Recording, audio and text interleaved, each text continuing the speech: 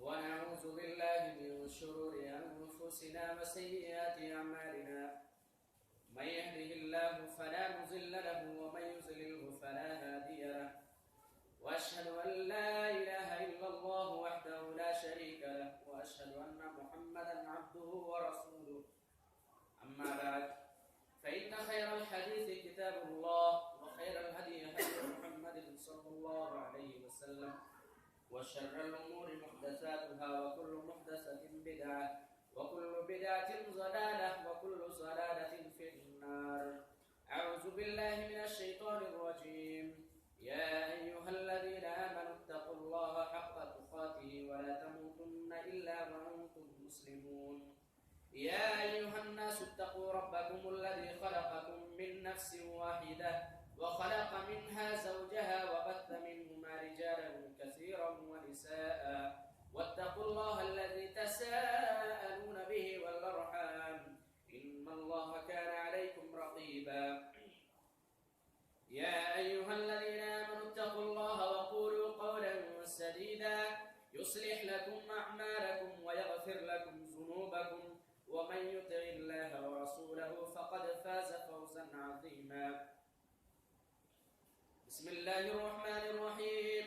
قاف والقرآن المجيد بل عجبوا أن جاءهم منذر منهم فقال الكافرون هذا شيء عجيب أئذا متنا وكنا ترابا ذلك رجع بعيد قد علمنا ما تنقص الأرض منهم وعندنا كتاب حفيظ بل كذبوا بالحق لما جاءهم فهم في أمر مريج أفلم ينظروا إلى السماء فوقهم كيف بنيناها وزيناها وما لها من فروج والأرض مددناها وألقينا فيها رواسي وأنبتنا فيها من كل زوج بهيج تبصرة وذكرى لكل عبد منيب.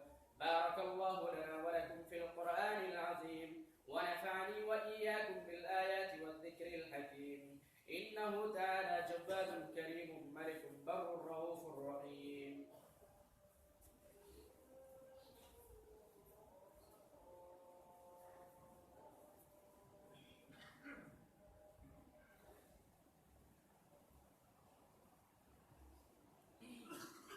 إن الحمد لله نحمده ونستعينه ونستغفره ونعوذ بالله من شرور أنفسنا وسيئات أعمالنا من يهده الله فلا مضل له ومن يضلله فلا هادي له وأشهد أن لا إله إلا الله وحده لا شريك له وأشهد أن محمدا عبده ورسوله أما بعد أعوذ بالله من الشيطان الرجيم. بسم الله الرحمن الرحيم.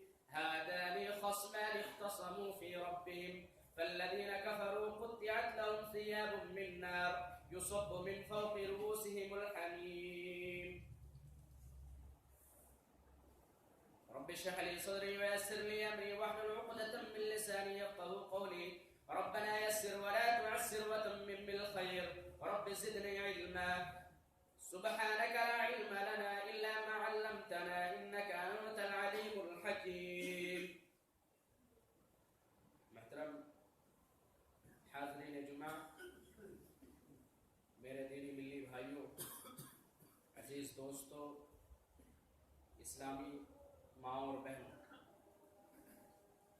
سب سے پہلے اللہ رب العالمین کی تعریف، حمد و ثنا، کبریائی و بڑائی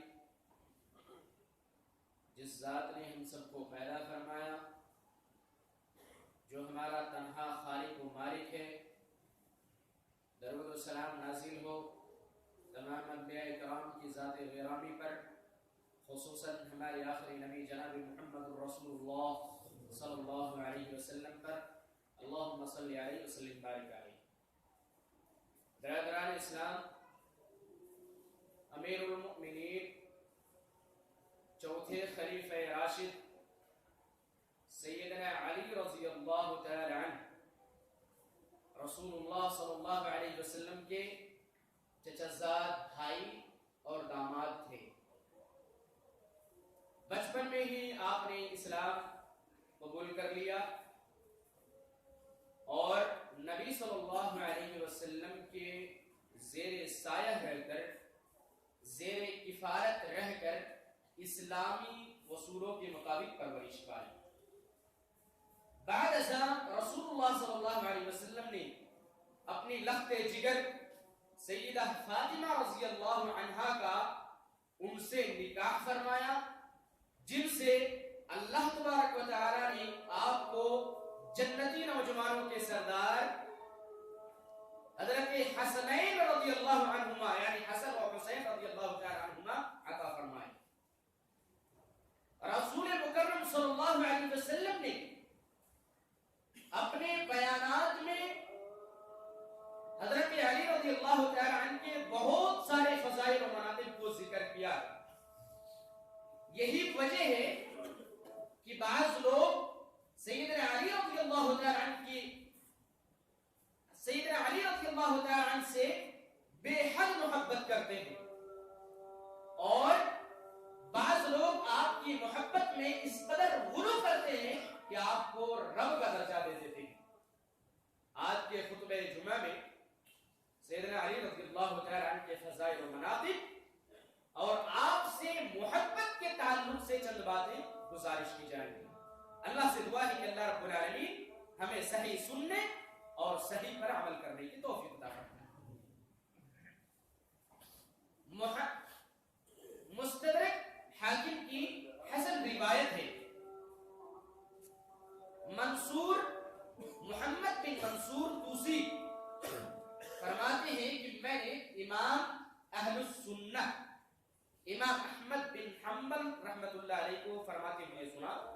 آپ فرما رہے تھے ما جاء لأحد من اصحاب رسول اللہ صلی اللہ علیہ وسلم من الفضائل ما جاء لعلی بن ابی طالب رضی اللہ تعالی. امام بن احمد بن حنبل رحمت اللہ علیہ فرماتے ہیں کہ جتنے فضائل احادیث میں حضرت علی رضی اللہ تعالی عنہ کے تعلق سے آئے ہیں اتنے فضائل کسی بھی صحابی کے تعلق سے نہیں آئے.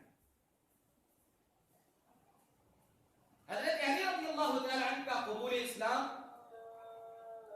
دیکھیے، بالغ مردوں میں سب سے پہلے سیدنا ابو بکر صدیق رضی اللہ تعالی عنہ اسلام لے آئے، اور بچوں میں سب سے پہلے حضرت علی رضی اللہ تعالی عنہ نے اسلام قبول کیا.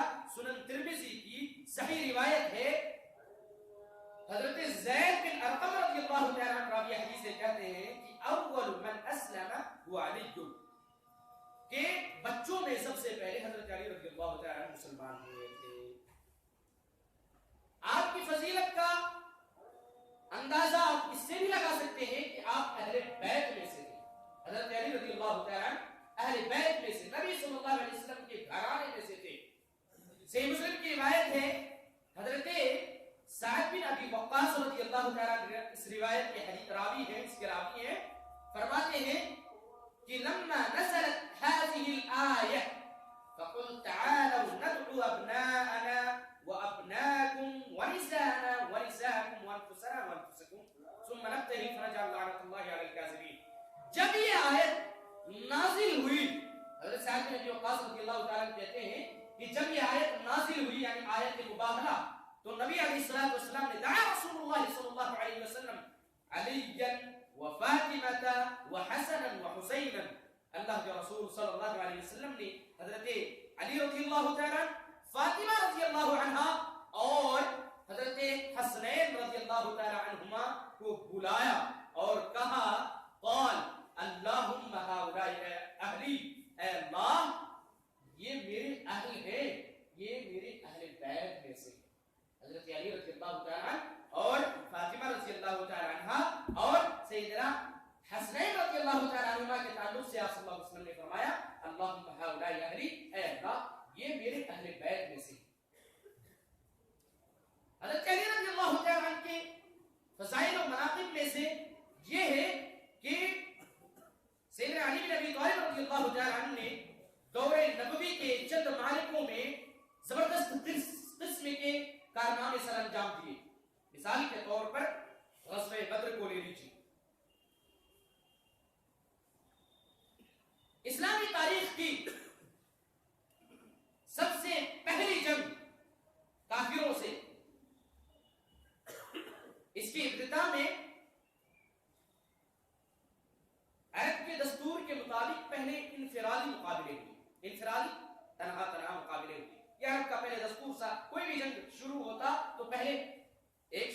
مل جاتا دوسرے فوج سے، کوئی ایک شخص آتا اور ان دونوں میں لڑائی ہوئی، تو پہلے انفرادی مقابلے ہوئے. سب سے پہلے کافروں کی طرف سے عامر ابن الحضرمی نامی ایک شخص میدان میں نکلا اور اپنے مد مقابل طلب کیا، میرے مد مقابل کوئی آئے، مسلمانوں میں سے مد مقابل طلب کیا. مقابل میں حضرت عمر رضی اللہ تعالیٰ عنہ کی ایک غلام نکلا، مقابل میں سب سے پہلے حضرت عمر رضی اللہ تعالیٰ عنہ کا ایک غلام نکلا، اس کے مقابلے میں اس عامر ابن الحضرمی کے مقابلے میں ایک غلام نکلا حضرت عمر رضی اللہ تعالیٰ عنہ کا، اور اس نے چشم زدن میں ہی اس مغرور کا کام تمام کیا، فلک جھپکتے ہی اس کا کام تمام کر دیا، اس کو ختم کر دیا. اس کے بعد کافروں کے 3 سردار عتبہ بن ربیعہ، شیبہ بن ربیعہ اور ولید بن عتبہ، یعنی 2 بھائی اور ایک بھتیجا، شیبہ کا بھتیجا یعنی عتبہ کا بیٹا، تینوں ایک ہی خاندان سے میدان میں نکلے. میدان میں نکل کر مسلمانوں سے مد مقابل طلب کیا. سب سے پہلے 3 انصاری صحابی ان کے مقابلے کے لیے نکلے، 3 انصاری صحابی مسلمانوں کی جماعت سے ان کے مقابلے کے لیے نکلے. انہوں نے یہ کہہ کر ان سے مقابلہ کرنے سے انکار کر دیا کہ یہ ہمارے ہم پلہ نہیں ہے. کیا کہہ کر؟ عتبہ، شیبہ اور ولید نے یہ کہہ کر ان 3 انصاری صحابی سے مقابلے سے انکار کر دیا کہ یہ ہمارے ہم پلہ نہیں ہے، اور نبی صلی اللہ علیہ وسلم کو آواز دیتے ہوئے کہا کہ اے محمد صلی اللہ علیہ وسلم، ہمارے مقابلے میں قریشی بھیجو، قریشی، ہم عرب کے چرواہوں سے مقابلہ نہیں کرنا چاہتے. انصاری صحابیوں کو کیا کہا؟ چروائے، ہم عرب کے چرواہوں سے مقابلہ نہیں کرنا چاہتے. اللہ کے رسول صلی اللہ علیہ وسلم نے سیدنا علی رضی اللہ تعالیٰ عنہ کو کہا اٹھو، سیدنا حمزہ رضی اللہ تعالیٰ عنہ کو کہا نکلو، حضرت عبیدہ بن حارث رضی اللہ، 3 صحابی رسول میدان میں نکلے. سب سے پہلے حضرت حمزہ رضی اللہ تعالیٰ عنہ نے ایک لمحے میں، چند لمحوں میں اس شیبہ بن ربیعہ کا کام تمام کر دیا، اسے جنت نصیب کر دیا. حضرت علی رضی اللہ تعالیٰ عنہ ولید کے مقابلے میں تھا، ولید کو آپ نے پلک جھپکتے ہی ان کا کام تمام کر دیا، ان کو قتل کر دیا. جب 2 کفار کے سردار مارے گئے، قتل ہوئے، تو مسلمانوں کی جماعت میں اللہ اکبر کی صدا بلند ہوئی، زور سے مسلمانوں نے اللہ اکبر کہا. اس کے بعد حضرت علی رضی اللہ تعالیٰ، حضرت عبیدہ بن حارث رضی اللہ تعالیٰ چونکہ تھوڑے ضعیف تھے، آپ عمر دراز تھے، عتبہ کے ساتھ ان کا زبردست مقابلہ ہوا، دونوں زخمی ہو کر گر پڑے. حضرت علی رضی اللہ تعالیٰ فوراً اس کی طرف بڑھے اور عتبہ کا کام تمام کر کے حضرت عبیدہ بن حارث رضی اللہ تعالیٰ کو اٹھا کر کے اسلامی فوج کے اندر لے آئے.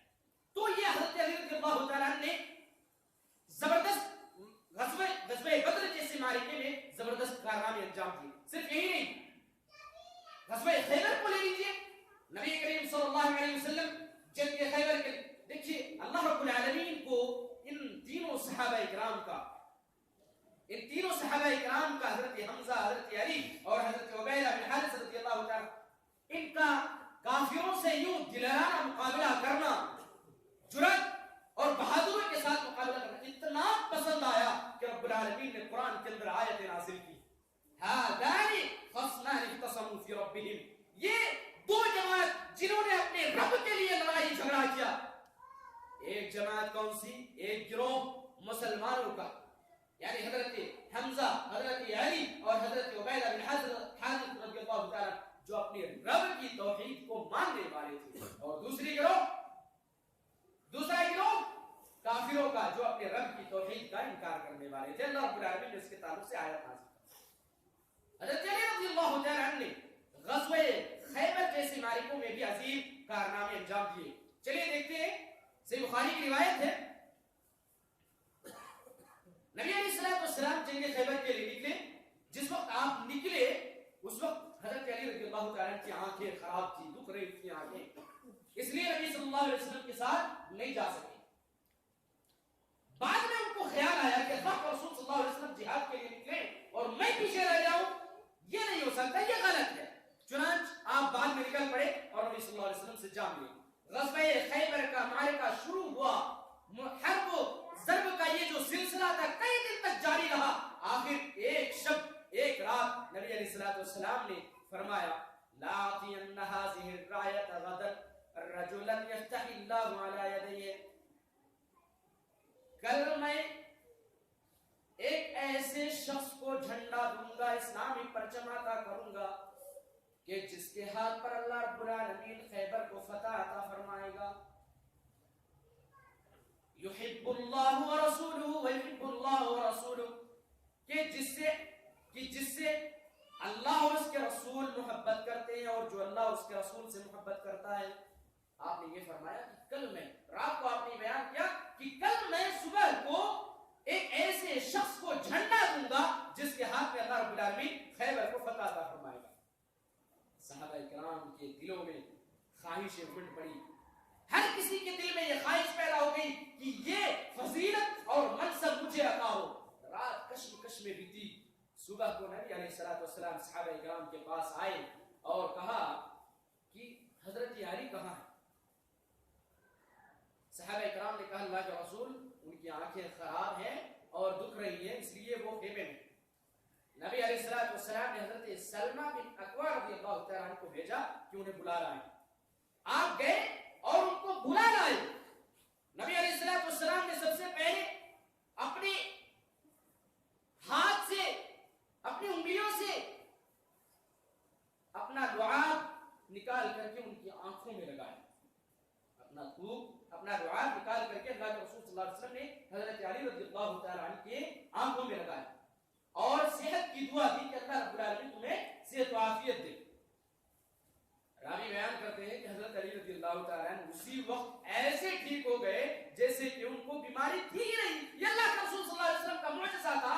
آپ کی تھوک کے اندر اللہ رب العالمین نے وہ پاور دیا تھا، وہ طاقت تھی کہ اسی وقت حضرت علی رضی اللہ تعالیٰ عنہ کی آنکھیں درست ہو گئی. ٹھیک ہے، یہاں تک بیان ہے کہ آپ کی پوری زندگی میں آپ کی وفات تک کبھی بھی آپ کی آنکھیں خراب نہیں ہوئی. خیر، اللہ کے رسول صلی اللہ علیہ وسلم نے جھنڈا، اسلامی جھنڈا حضرت علی رضی اللہ تعالیٰ عنہ کو دیا اور انہیں نصیحت فرمائی کہ جاؤ ان کے میدان میں پڑاؤ ڈالو، سب سے پہلے انہیں اسلام کی دعوت دو. اگر اسلام قبول کر لے تو انہیں فرائض کی تعلیم دو کہ اللہ تبارک و تعالیٰ نے تم پر یہ چیزیں فرض کی ہے. اور فرمایا آپ نے کہ اے علی، اگر تمہارے ہاتھ سے ایک شخص بھی ہدایت پا جائے، اللہ رب العالمین اگر تمہارے ذریعے سے ایک شخص کو بھی ہدایت دے دے تو یہ تمہارے لیے سرخ اونٹوں سے کئی گنا زیادہ بہتر ہے. حضرت علی رضی اللہ تعالیٰ عنہ گئے، ہدایت نبوی کے مطابق انہیں پہلے اسلام کی دعوت دی اور کہا جو اللہ کے رسول صلی اللہ علیہ وسلم کا پیغام تھا انہیں پہنچایا. لیکن یہود خیبر نے اسلام کی دعوت کو قبول نہیں کیا، ذلت اور رسوائی کو چنا. اسلام عزت اور شرافت ہے.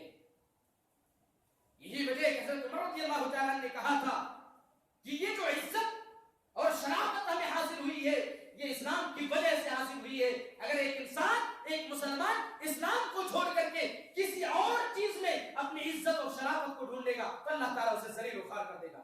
عزت کی طرف، شرافت کی طرف حضرت علی رضی اللہ تعالیٰ نے بلایا، لیکن یہود خیبر نے اسلام قبول نہیں کیا. انہوں نے ذلت اور رسوائی چنی. چنانچہ یہود کا سپہ سالار مرحب اشعار پڑھتے ہوئے میدان میں نکلا، قلعے سے باہر آیا. کیا اشعار پڑھ رہا تھا؟ قد علمت خیبر انی مرحب شاکی السلاح بطل مجرب اذا الحروب اقبلت تلہب. اہل خیبر جانتا ہے کہ میں مرحب ہوں. جب لڑائی کی، جب جنگ کی آگ بھڑکتی ہے تو میں بہادر جنگ آزمودہ ثابت ہوتا ہوں. نہایت ماہر ہوں جنگ میں. یہ اشعار پڑھتے ہیں. اس کا مطلب، اشعار کا مطلب میں نے آپ کو سمجھا. کہنے کا مطلب یہ ہے کہ جب جنگ شروع ہوتی ہے نا، لڑائی شروع ہوتی ہے تو میں بہت بہادر اور جنگ آزمودہ، جنگ کا ماہر ثابت ہوتا ہوں. حضرت علی رضی اللہ تعالیٰ نے کہا ہو گیا تمہارا تعارف. اب سنو، حضرت علی رضی اللہ تعالیٰ نے جواب میں اشعار پڑھے. انا الذی سمتنی امی حیدرہ کلیس غابات کریہ المنظرہ. حضرت علی رضی اللہ تعالیٰ عنہ اوفیہم بالساعی کیل السندرہ. حضرت علی رضی اللہ تعالیٰ عنہ نے جواب میں اشعار پڑھے، کہا کہ میں وہ ہوں کہ میری ماں نے میرا نام حیدر رکھا ہے، حیدر، جنگل کے شیر کی طرح جو بڑا رعبناک اور خطرناک نظر آتا ہے، میں دشمن کو سا کے بدلے بڑے پیمانے سے بتا دیتا ہوں، مطلب اینٹ کا جواب پتھر سے دیتا ہوں۔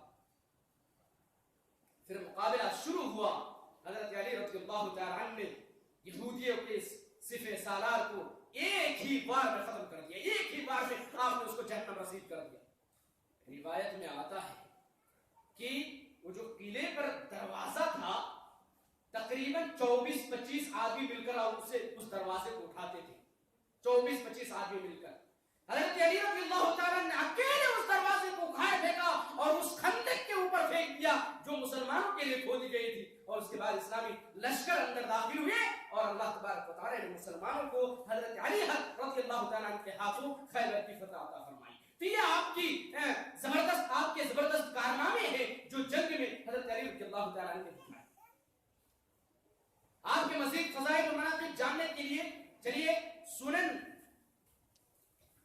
ترمذی اور صحیح مسلم کے اندر یہ روایت موجود ہے، حضرت زر بن حبیش رضی اللہ تعالیٰ عنہ بیان کرتے ہیں کہ میں نے حضرت علی رضی اللہ تعالیٰ عنہ کو فرماتے ہوئے سنا، آپ نے کہا والذی فلق الحب وخلق النسم، کہ اس ذات کی قسم جس نے دانے کو پھاڑا اور جس نے ہر ذی روح والی چیز، ہر ذی روح چیز کو پیدا کیا، ہر روح والی چیز کو پیدا کیا، اللہ کی قسم نبی صلی اللہ علیہ وسلم نے مجھے تاکیدی طور پر فرمایا کہ علی تم سے صرف محبت، کامل مومن ہی تم سے محبت کرے گا اور منافق کے علاوہ کوئی بھی تم سے بغض نہیں رکھے گا، یعنی صرف منافق قسم کے لوگ تم سے دشمنی رکھیں گے اور کامل جو مکمل مومن ہوگا وہی تم سے کیا رکھے گا؟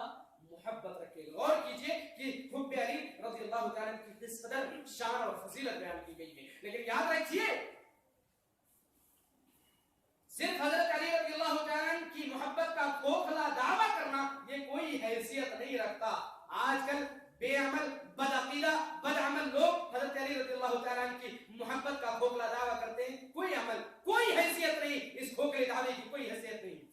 اسی طرح صحیحین کی روایت ہے، حضرت صاحب نبی وقاص رضی اللہ تعالیٰ عنہ کی حدیث ہے، کہتے ہیں کہ نبی علیہ الصلوۃ والسلام نے حضرت علی رضی اللہ تعالیٰ عنہ کو مخاطب کر کے فرمایا کہ علی میرے نزدیک تمہارا مقام ویسا ہی ہے جیسا کہ حضرت موسیٰ علیہ السلام کے نزدیک حضرت ہارون علیہ السلام کا مقام تھا۔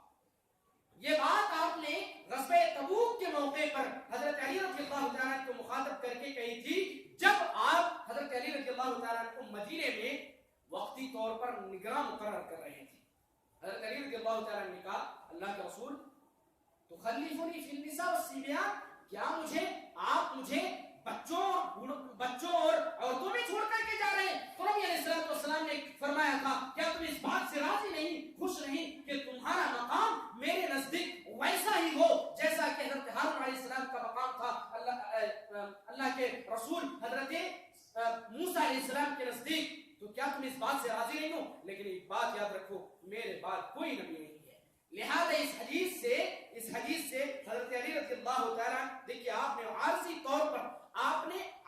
طور پر ان کو مدینے میں نگراں مقرر کیا تھا۔ عارضی طور پر مدینے میں آپ نے حضرت علی رضی اللہ تعالیٰ عنہ کو نگراں مقرر کیا تھا، ویسے ہی جیسا کہ حضرت موسیٰ علیہ السلام نے اپنی زندگی میں جب آپ کوہ طور پر گئے تو حضرت ہارون علیہ السلام کو اپنی قوم میں نگراں مقرر کر کے دیا تھا، لیکن وہ ایک نبی تھے، حضرت علی نبی نہیں ہے۔ لہذا اس سے حضرت علی رضی اللہ تعالیٰ کی بلا تفصیل، بلا فصل خلافت پر استدلال کرنا بالکل غلط، باطل اور جھوٹ ہے۔ یہ کچھ لوگ کہتے ہیں نا، یہ غالی قسم کے شیعہ رافضی کہتے ہیں کہ یہ ابو بکر نے اور عمر نے اور عثمان رضی اللہ تعالیٰ عنہ انہوں نے حضرت علی سے خلافت کو چھین لیا، ظلم کیا انہوں نے اہل بیت پر۔ یہ کہتے ہیں کہ اللہ کے رسول کے بعد خلافت کے حقدار حضرت علی تھے، جبکہ یہ خلافت کے تعلق سے حضرت ابوبکر صدیق، عمر اور عثمان کے تعلق سے بہت ساری احادیث ہیں نبی صلی اللہ علیہ وسلم کے بعد۔ تو اس سے یہ استدلال کرنا بالکل غلط ہے، باطل ہے۔ حضرت صحیح مسلم کی روایت ہے، حضرت ابو ہریرہ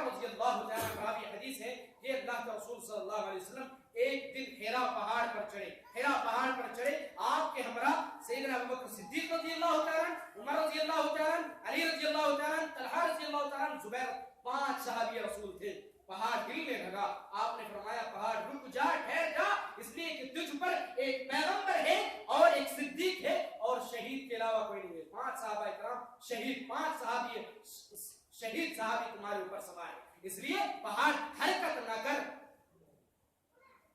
پچھلی بار سیدنا عثمان بن عفان رضی اللہ تعالیٰ کے فضائل و مناقب کے موضوع پر جو میں نے ایک حدیث بیان کی تھی, دیکھیے دونوں حدیث الگ الگ ہیں, دونوں حدیث الگ الگ ہیں. یہ صحیح مسلم کی روایت ہے, وہ صحیح بخاری کی روایت ہے. اس حدیث کے راوی حضرت ابو ہریرہ رضی اللہ تعالیٰ عنہ ہے, اس حدیث کے راوی حضرت انس رضی اللہ تعالیٰ عنہ تھے. اس حدیث میں حرا پہاڑ کا ذکر ہے, اس حدیث میں اس غزوہ احد پہاڑ کا ذکر تھا. اس حدیث میں 5 صحابی کا تذکرہ ہے, اس حدیث میں 3 صحابی کا تذکرہ تھا. اس حدیث کے اندر صرف پتھر کا تذکرہ ہے کہ پتھر ہلنے لگا, اس حدیث میں ہے کہ پورا احد پہاڑ ہلنے لگا. دونوں روایتیں الگ الگ ہیں. اس میں حضرت عثمان کا نام نہیں ہے, اس کا مطلب یہ نہیں کہ عثمان رضی اللہ تعالیٰ عنہ, تو اس میں حضرت علی رضی اللہ تعالیٰ عنہ کی شہادت کے بارے میں بتائی گئی ہے. اللہ کے رسول صلی اللہ علیہ وسلم نے پیش کہ تمہارے اوپر 5 شہید صحابہ سوار ہیں اور 2, ایک صدیق ہے اور ایک پیغمبر ہے. آپ کے فضائل و مناقب اور آپ کی شہادت کے لیے ایک اور روایت مسند احمد کی حسن روایت آپ کے سامنے پیش کرتا ہوں. حضرت جابر بن عبداللہ رضی اللہ تعالیٰ عنہ راوی حدیث ہیں, کہتے ہیں کہ ہم ایک دن اللہ کے رسول صلی اللہ علیہ وسلم کے ساتھ ایک انصاری عورت کے گھر میں تھے, ایک انصاری عورت کے گھر میں تھے جنہوں نے نبی صلی اللہ علیہ وسلم کے لیے کھانا تیار کیا تھا, مہمان نوازی. اللہ کے رسول صلی اللہ علیہ وسلم کے ساتھ تھے ہم. اللہ کے رسول صلی اللہ علیہ وسلم نے کہا کہ ابھی گھر کے اندر تھے, اللہ کے رسول نے کہا کہ ابھی تمہارے پاس ایک جنتی آدمی آئے گا. صحابی رسول کہتے ہیں کہ حضرت ابوبکر رضی اللہ تعالیٰ دروازے سے داخل ہوئے, ہم نے انہیں جنت کی بشارت دی, مبارکباد دی. پھر اس کے بعد نبی علیہ السلام نے کہا ایک اور جنتی شخص تمہارے پاس آئے گا. حضرت راوی حدیث کہتے ہیں حضرت جابر بن عبداللہ کہ عمر رضی اللہ تعالیٰ دروازے سے اندر داخل ہوئے, ہمیں انہیں بھی جنت کی بشارت دی. اس کے بعد نبی علیہ السلام نے کہا کہ اور جنتی آدمی داخل ہوگا. راوی کہتے ہیں کہ میں نے دیکھا اللہ کے رسول صلی اللہ علیہ وسلم کی طرف کہ آپ اپنا چہرہ, اپنا سر کھجور کی چھوٹی شاخ سے باہر نکالے ہوئے ایسے دیکھ رہے تھے. کھجور کا گھر ہوا کرتا تھا, تو کھجور کے گھر میں جو شاخیں لگی رہتی تھی, نبی صلی اللہ علیہ وسلم اس سے اپنا سر نکالے ہوئے دیکھ رہے تھے راستے کی طرف اور کہہ رہے تھے اللہم ان شئت جعلتہ علیہ, اے اللہ اگر تو چاہتا ہے تو اس آنے والے شخص کو علی بنا دے. یعنی میری یہ خواہش ہے کہ اس دروازے سے داخل ہونے والا شخص اور میری اس فضیلت کو حاصل کرنے والا شخص علی ہو. جیسے بولتے نہیں کاش کے فلاں شخص آئے. تو ایسے نبی صلی اللہ علیہ وسلم نے اپنا سر نکالے ہوئے کہا کہ اللہ اگر تو چاہتا ہے اس کو علی بنا دے. حضرت جابر بن عبداللہ رضی اللہ تعالیٰ عنہ کہتے ہیں فدخل علی فہمیناہ, کہ حضرت علی رضی اللہ تعالیٰ عنہ داخل ہوئے اور ہم نے انہیں جنت کی خوشخبری دی, بشارت دی, مبارکباد دی. حضرت علی رضی اللہ تعالیٰ عنہ کے مزید فضائل و مناقب کو بیان کرتے ہوئے آپ کے چند خصوصی خصائل و حالات کو بیان کر دیتا ہوں. حضرت علی رضی اللہ تعالیٰ عنہ نبی صلی اللہ علیہ وسلم کی باتوں پر کتنا پختہ یقین رکھتے تھے. 2 روایت آپ کے سامنے پیش کرتا ہوں. ایک صحیح بخاری کی روایت ہے, مشہور واقعہ ہے, فتح مکہ کے موقع پہ حضرت حاتب بن ابی بلتع رضی اللہ تعالیٰ عنہ نے کفار مکہ کی طرف ایک خط لکھا تھا جس میں نبی صلی اللہ علیہ وسلم کی مکے کی فتح کی تیاری کی خبر دی گئی تھی کہ اللہ کے رسول مکہ کو فتح کرنے کی تیاری کر رہے ہیں. حضرت حاتب بن ابی بلتع ایک صحابی نے کفار مکہ کی طرف خط لکھا تھا اور ایک عورت کے ہاتھ اسے روانہ کر دیا تھا. اللہ تبارک و تعالیٰ نے اپنے پیغمبر صلی اللہ علیہ وسلم کو بذریعہ وحی اطلاع دی کہ ایک عورت ایک خط لے کر مکہ مکرمہ کی طرف رواں ہے اور وہ روضہ خاک نامی جگہ تک پہنچ چکی ہے. وہ عورت نبی علیہ السلام نے اس خط کو وصول کرنے کے لیے حضرت علی رضی اللہ تعالیٰ عنہ کو اور حضرت زبیر رضی اللہ تعالیٰ عنہ کو بھیجا. انہوں نے روضہ خاک نامی جگہ پر ہی اس عورت کو جا پکڑا اور حضرت علی رضی اللہ تعالیٰ عنہ نے اس عورت سے کہا کہ تیرے پاس جو خط ہے اسے ہمارے حوالے کر دے. اس عورت نے صاف انکار کر دیا کہ میرے پاس کوئی خط نہیں ہے. حضرت علی رضی اللہ تعالیٰ عنہ کو نبی نبی صلی اللہ علیہ وسلم کی بات پر اتنا پختہ یقین تھا کہ آپ نے ذرا سی بھی لچک نہیں دکھلائی. کہا کہ تو خط نکالے گی یا میں تجھے ننگا کر کے تیری تلاشی دوں. جب ایسی بات کہی تو انہوں نے خط فوراً اپنے خط کو یہ بال کے جوڑے سے نکال کر کے دے دیا. حضرت علی رضی اللہ تعالیٰ عنہ اس خط کو لے کر کے نبی علیہ السلام کے پاس حاضر ہوئے. نبی صلی اللہ علیہ وسلم نے حضرت حاتب بن ابی بلتع رضی اللہ تعالیٰ عنہ سے وجہ پوچھی کہ اے حاتب کیا معاملہ ہے. تمام صحابہ کرام خفا تھے حضرت حاتب بن ابی بلتع رضی اللہ تعالیٰ عنہ پر. حضرت حاتب بن ابی بلتع رضی اللہ تعالیٰ عنہ نے کہا اللہ کے رسول میرے بارے میں بدگمانی نہ رکھیں. میں ابھی بھی مسلمان ہوں, نہ میں منافق ہوا ہوں, نہ میں کافر ہوا ہوں, اور نہ ہی میں مرتد ہوا ہوں. میرے بارے میں اچھا گمان رکھیں. میں نے اس خط کو اس کی طرف اس لیے لکھا تھا کہ اللہ کے رسول یہاں پہ مدینے کے اندر جتنے بھی مہاجرین صحابہ موجود ہیں سب کے رشتہ دار مکہ کے اندر موجود ہیں, لیکن اللہ کے رسول میں اصلاً یمن کا شخص ہوں. میرے آپ یمن کے رہنے والے تھے. حضرت حاتب بن ابی بلتع رضی اللہ تعالیٰ اصلاً یمنی شخص تھے, یمن کے رہنے والے تھے. آپ مکہ کے اندر آ کر بیس گئے تھے. تو حضرت حاتب بن ابی بلتع رضی اللہ تعالیٰ نے کہا اللہ کے رسول میں نے کفار مکہ پر ایک احسان کرنا چاہا کہ اگر جنگ اللہ کے رسول مجھے یقین ہے کہ آپ مکہ فتح کریں کہ میں اس پر ایمان رکھتا ہوں, گواہی بھی دیتا ہوں. اور میں نے اپنے خط کے اندر انہوں نے اس بات کو بھی لکھا تھا کہ یہ محمد کی فوج سمندر میں امڑتے ہوئے سیلاب کے مانند ہے, تم بچ نہیں سکتے. تم فوج کی بات چھوڑو, اگر صرف محمد صلی اللہ علیہ وسلم اکیلے تمہاری طرف نکل جائیں تب بھی اللہ تعالیٰ انہیں فتح حاصل فرمائے گا. یہ بات آپ نے خط کے اللہ کے رسول میں نے خط کے اندر بھی اس بات کو لکھا ہے. میرا ایمان ہے کہ آپ فتح حاصل کریں گے, لیکن اللہ کے رسول میں نے ان پر ایک احسان کرنا چاہا کیونکہ تمام انصاری صحابی کے تمام مہاجرین صحابی کے گھر والے رشتہ دار وہاں پہ موجود ہیں جو ان کے بیوی بچوں کی رکھوالی کرتے ہیں, ان کی دیکھ بھال کرتے ہیں. لیکن اللہ کے رسول میں یمن کا رہنے والا ہوں, میرے بیوی بچے کو دیکھنے والا کوئی نہیں. اگر جنگ کی نوبت ہو اور ان کفار سرکش کفار کو یہ خیال ہو کہ حاتب ادھر موجود ہے, چلو حاتب کے گھر والوں کو اشارہ بناتے ہیں, تو اللہ کے رسول بس میں نے اپنے اہل و عیال کو بچانے کے لیے یہ کیا. حضرت عمر رضی اللہ تعالیٰ عنہ بغل میں کھڑے تھے, آپ کی غیرت نے جوش ماری, تلوار نکالی اور کہا اللہ کے رسول اجازت دے میں اس کی گردن اس منافق کی گردن اڑا دوں. نبی علیہ السلام نے کہا اے عمر کیا تمہیں معلوم نہیں کہ حضرت حاتب بن ابی بلتع رضی اللہ تعالیٰ عنہ وہ صحابی ہیں جنہوں نے غزوہ بدر میں شرکت کی ہے, اور اللہ تبارک و تعالیٰ نے غزوہ بدر میں شرکت کرنے والوں کے تعلق سے کہا ہے ان اللہ اطلع علی اہل بدر فقال اعملوا ما شئتم فقد وجبت لكم الجنہ. صحیح مسلم کی روایت ہے, اللہ کے رسول فرماتے ہیں کہ اللہ تبارک و تعالیٰ نے بدر والوں کی طرف جھانک کر کے دیکھا اور کہا کہ تم جو چاہے آج کے بعد جو چاہے عمل کرو, تمہارے لیے جنت واجب ہو چکی ہے. تو اے عمر یہ وہ صحابی ہیں جنہوں نے غزوہ بدر, حضرت عمر رضی اللہ تعالیٰ یہ سن کر کے رونے لگے اور کہا کہ یقیناً اللہ اس کے رسول کو زیادہ علم ہے, مجھ سے زیادہ علم ہے. اور اس کے بعد نبی علیہ السلام نے حضرت حاتب بن ابی بلتع رضی اللہ تعالیٰ کو معاف کر دیا. یہ ضمن باتیں تھیں ایک صحابی کے تعلق سے, ان کے دفاع کے تعلق سے. ایک دوسری روایت حضرت علی رضی اللہ تعالیٰ کو رسول اللہ صلی اللہ علیہ وسلم کی باتوں پر کتنا یقین تھا آپ اس کا اندازہ لگا سکتے ہیں کہ آپ صلی اللہ علیہ وسلم نے خارجیوں کے متعلق پیشن گوئی فرمائی تھی. خارجیوں کے متعلق آپ صلی اللہ علیہ وسلم نے پیشن گوئی فرمائی تھی کہ میری امت کے باہمی اختلاف کے دنوں میں ایک خارجی گروہ نکلے گا, اور آپ نے ان کی نشانیاں بیان کرتے ہوئے فرمایا تھا کہ ان میں سے ایک شخص ایسا ہوگا جو بالکل کالا کلوٹا ہوگا, ایک دم سیاہ فام ہوگا, اس کا ایک بازو ہوگا جس میں یہ ہتھیلی نہیں ہوگی, اس کا ایک بازو ہوگا جس میں ہتھیلی نہیں ہوگی, اور اس کے بازو کا سرا عورت کے پستان کے مثل ہوگا. حضرت علی رضی اللہ تعالیٰ عنہ کے دور خلافت میں یہ خارجی گروہ نکلا. حضرت علی رضی اللہ تعالیٰ عنہ نے ان کا قلعہ کما کیا, ان سے قتال کیا, ان سے جنگ کیا, لاشوں کا ڈھیر لگ گیا. حضرت علی رضی اللہ تعالیٰ نے کہا اس بندے کو ڈھونڈو جس کے بارے میں نبی صلی اللہ علیہ وسلم نے پیشن گوئی فرمائی تھی. پورے میدان جنگ میں ڈھونڈا گیا, تلاش کیا گیا, نہیں ملا. حضرت علی نے کہا کہ نہ میں جھوٹ بول رہا ہوں نہ مجھ سے جھوٹ بولا گیا ہے, یعنی نہ نبی صلی اللہ علیہ وسلم نے مجھ سے جھوٹ بولا.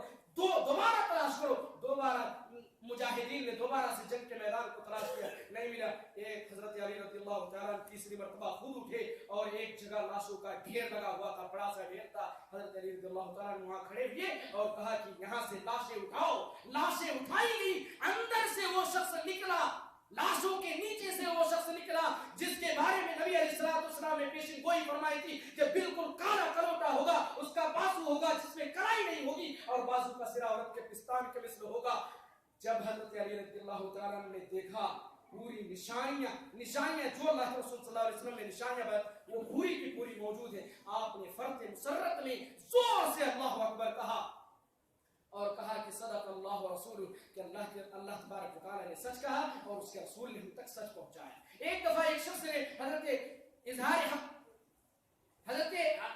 علی رضی اللہ تعالیٰ سے ایک دفعہ ایک شخص نے کہا کہ آپ مجھے وہ بات بتلائیں جسے صرف اللہ کے رسول نے آپ سے بتلائی ہو, آپ کے علاوہ کسی اور صحابی کو نہ بتلائی ہو. حضرت علی رضی اللہ تعالیٰ نے یہ سن کر کے بہت زیادہ برہم ہوئے, غصہ ہوئے اور کہا کیا تم محمد کے اصحاب کو, محمد صلی اللہ علیہ وسلم کو خائن سمجھتے ہو؟ اللہ کے رسول صلی اللہ علیہ وسلم نے مجھ سے کوئی ایسی خفیہ بات نہیں بتائی جو کسی دوسرے صحابہ کرام سے چھپائی رکھی ہو. آپ حضرت علی رضی اللہ تعالیٰ رسول اللہ صلی اللہ علیہ وسلم کا بے حد ادب و احترام کیا کرتے تھے. آپ اس کا اندازہ لگا سکتے ہیں کہ جب صلح حدیبیہ کا معاہدہ تیار ہو رہا تھا, صلح حدیبیہ کا معاہدہ تیار ہو رہا تھا, تو معاہدے میں لکھنے کا کام حضرت علی رضی اللہ تعالیٰ کر رہے تھے. تو لکھنے کا کام آپ نے لکھا, یہ معاہدہ جناب محمد الرسول اللہ صلی اللہ علیہ وسلم کا کفار یا سرداران قریش, آپ نے یہ لکھا. کفار قریش نے اعتراض کیا محمد الرسول اللہ لکھنے پر, کہا کہ اگر ہم محمد کو رسول مانتے نا تو یہ صلح کی نوبت ہی نہیں آتی, ہم محمد الرسول اللہ کو ایکسپٹ نہیں کرتے. محمد بن عبداللہ, نبی نے کہا کہ علی محمد رسول اللہ کو مٹا کر کے محمد بن عبداللہ لکھو. حضرت علی رضی اللہ تعالیٰ نے برجستہ نبی کریم صلی اللہ علیہ وسلم سے کہا اللہ کے رسول میرے اندر لفظ رسول اللہ صلی اللہ علیہ وسلم کو مٹانے کی طاقت نہیں ہے, ہمت نہیں ہے. آپ کے حکم کے باوجود بھی حضرت علی رضی اللہ تعالیٰ نے نہیں, مجھ سے یہ انرتھ نہیں ہو سکتا, کہنے کا مطلب یہ مجھ سے یہ انرتھ نہیں ہو سکتا. خود نبی علیہ السلام نے اپنے ہاتھ سے محمد رسول اللہ کو مٹایا اور اس کی جگہ محمد بن عبداللہ لکھوایا. حضرت علی رضی اللہ تعالیٰ کو رسول اللہ صلی اللہ علیہ وسلم سے کتنی محبت تھی آپ اس کا اندازہ اس بات سے لگا سکتے ہیں کہ آپ صلی اللہ علیہ وسلم نے حضرت علی رضی اللہ تعالیٰ کو ابو تراب کا لقب دیا تھا. جب بھی کوئی شخص حضرت علی رضی اللہ تعالیٰ کو ابو تراب کے لقب سے پکارتے تو آپ بہت خوش ہو جاتے. حضرت علی رضی اللہ تعالیٰ نے اپنے دور خلافت میں ایک دن ابو الحیاج اسدی سے فرمایا تھا کہ کیا میں تمہیں اس کام پر, اس بات پر مامور نہ کروں جس کام پر رسول اللہ صلی اللہ علیہ وسلم نے مجھے مامور کیا تھا. آپ نے کہا کہ جہاں کہیں بھی کوئی تصویر, کوئی مجسمے دیکھو اسے مٹا دو, اور جہاں کہیں بھی اونچی قبر دیکھو اسے زمین بوس کر دو, زمین کے برابر کر دو. آپ نے دو کام پر مجھے مامور کیا تھا اور میں تمہیں آج اس دو کام پر مامور کر رہا ہوں, کیونکہ یہی دونوں شرک کے چور دروازے ہیں, اس لیے میں تمہیں اس کام پر مامور کر رہا ہوں. دیکھیں حضرت علی رضی اللہ تعالیٰ سے محبت کے تعلق سے اہل حدیث کا مذہب کیا ہے یا اہل سنت کا مذہب کیا ہے, اس بات کو میں واضح کر دیتا ہوں, کیونکہ آپ کی محبت کے تعلق سے بہت سارے افراد و تفرید پائے جاتے ہیں. سیدنا علی رضی اللہ تعالیٰ کا ایک قول ہے کہ لا يحبني قوم حتى يدخل النار في حبي ولا يبغضني قوم حتى يدخل النار في بغضي. یہ فضائل الصحابہ امام احمد بن حنبل رحمۃ اللہ علیہ کی کتاب ہے, اس کی روایت ہے, حسن روایت ہے. حضرت علی رضی اللہ تعالیٰ عنہ کہتے ہیں کہ دو گروہ, یعنی ایک گروہ لوگوں کی ایک جماعت مجھ سے محبت کرنے کی وجہ سے, میری محبت میں غلو کرنے کی وجہ سے جہنم کی آگ کے اندر داخل ہوں گی, اور ایک گروہ مجھ سے بغض رکھنے کی وجہ سے, مجھ سے دشمنی رکھنے کی وجہ سے جہنم کی آگ کے اندر داخل ہوئی. یعنی پتا چلا کہ دو قسم کے لوگ حضرت علی رضی اللہ تعالیٰ سے محبت کے تعلق سے دو قسم کے لوگ ہلاک ہو جائیں گے, دو قسم کے لوگ جہنم میں جائیں گے.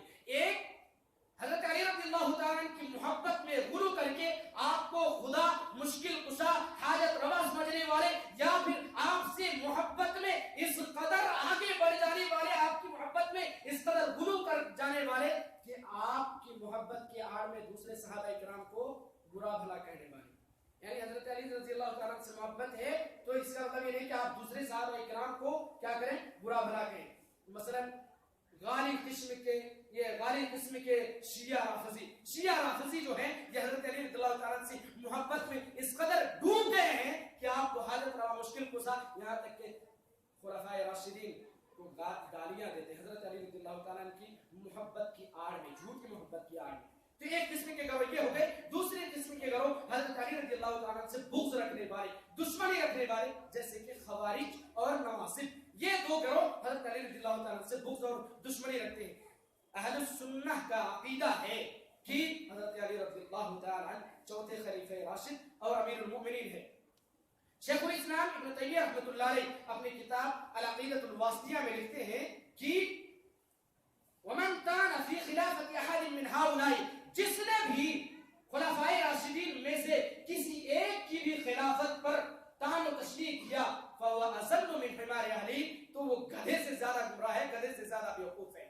اور اب آگے آپ فرماتے ہیں کہ اما علی رضی اللہ تعالی عنہ فإن اہل السنہ یحبونه ويتولونه ويشهدون بأنه من الائمة الخلفاء الراشدین المهدیین، کہ حضرت علی رضی اللہ تعالی عنہ سے جہاں تک آپ کی ذات گرامی کا تعلق ہے تو اہل سنہ والجماعہ الحدیث اس بات کا عقیدہ رکھتے ہیں، آپ سے محبت رکھتے ہیں، آپ کے دوستی رکھتے ہیں، اور اس بات کی دل و جان سے گواہی دیتے ہیں کہ حضرت علی رضی اللہ تعالی عنہ خلفائے راشدین اور ہدایت یافتہ ائمہ میں سے.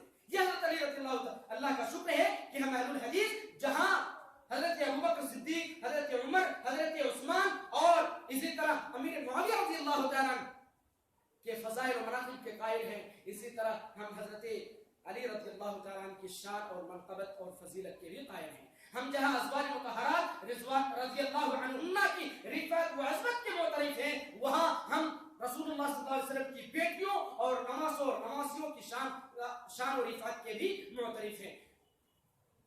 ہم اہل الحدیث محبت حب علی کا کھوکھلا دعویٰ نہیں کرتے،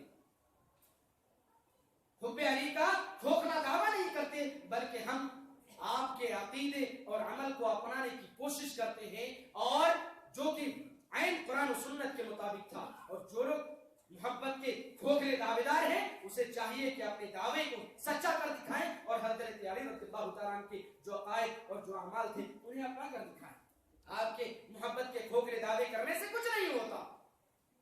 آپ کی شہادت کے بارے میں اختصار کے ساتھ میں آپ لوگوں کے سامنے ذکر کر دوں. حضرت علی رضی اللہ تعالیٰ عنہ کی شہادت خوارج کے ہاتھ ہوئی جو آپ سے بغض اور دشمنی رکھتے تھے، جو آپ سے بغض اور دشمنی. یہ وہی جماعت ہے خوارج، یہ وہی جماعت ہے جو حضرت عثمان رضی اللہ تعالیٰ کے قاتلوں میں شامل تھا. بعد میں اس سے جماعت کے اندر اختلاف پیدا ہو گئے اور خوارج نے ایک اپنی الگ ایک جماعت بنا لی. خیر جو بھی ہو، تین خارجی، ایک عبد الرحمن بن ملجم، دوسرے برق بن عبداللہ اور تیسرے عمر بن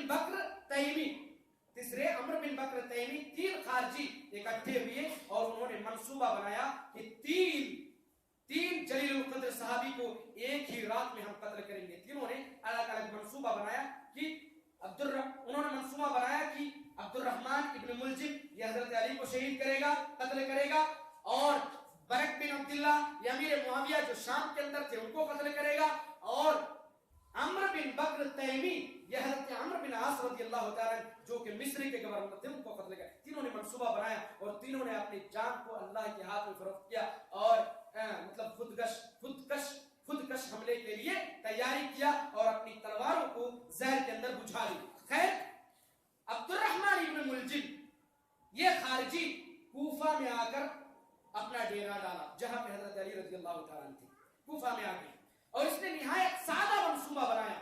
سادہ منصوبہ اس طرح کہ آپ جس راستے سے نماز کے لیے آیا کرتے تھے حضرت علی رضی اللہ تعالیٰ اس راستے میں تاریکی میں چھپ کر بیٹھ گیا. حضرت علی رضی اللہ تعالیٰ نماز فجر کے لیے آ رہے تھے، آپ کے پیچھے پیچھے حضرت حسن رضی اللہ تعالیٰ بھی تھے.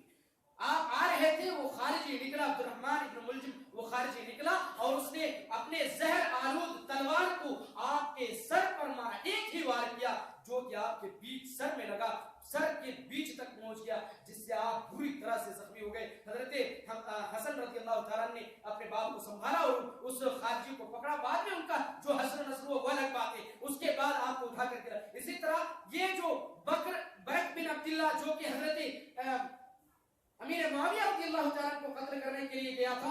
یہ بھی حضرت امیر معاویہ کو زخمی کرنے میں کچھ حد تک کامیاب ہو گیا, لیکن امیر معاویہ رضی اللہ تعالیٰ چونکہ طاقتور تھے, آپ نے ان کو دبوچ لیا اور وہ بھی پکڑا گیا. اور اسی طرح حضرت عمرو بن عاص رضی اللہ تعالیٰ کو جو قتل کرنے کے لیے جو خارجی گیا تھا, جن کا نام عمرو بن بکر تیمی تھا, اس نے کیا کیا, حضرت عمرو بن عاص سمجھ کر کے ایک صحابی, حضرت عمرو بن عاص رضی اللہ تعالیٰ اس دن بیمار تھے, آپ فجر کی نماز کے لیے ایک صحابی کو مقرر کیا جن کا نام تھا